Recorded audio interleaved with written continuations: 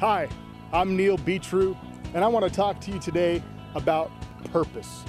There's a story about a woman in Biloxi, Mississippi, and she was done with life. She said, you know what?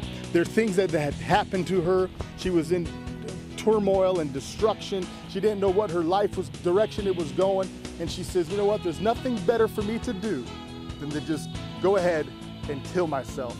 So she got up on top of this bridge and she was going over the Mississippi River, and she took a hurl over the bridge and she splashed into the murky, cold waters of the Mississippi River.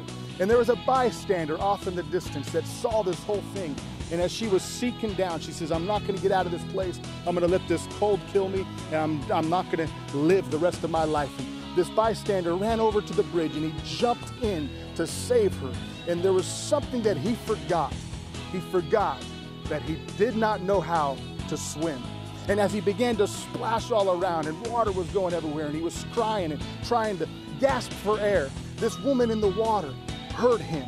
And she says, wait, what's going on? And he was saying, I can't swim, I can't swim. And she swam over to him and grabbed him and swam to the shore and saved his life. The newspapers the next day had the headlines of this entire story about how this woman wanted to take her life. And at the bottom of it, the very last thing the editor said was, it wasn't the man that saved her life that day, it was purpose. You know, every one of us has a purpose.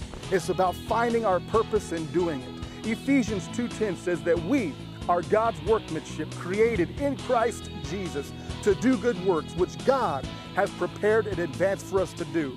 I'm here to tell you today that you've got a purpose, that you've got a vision, that you may have dreams inside of your heart. Listen, a dream isn't what happens when you're asleep at night. It's what keeps you awake at night.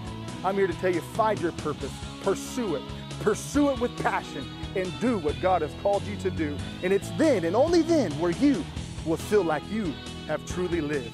I'm Neil B. True, and you are God's best.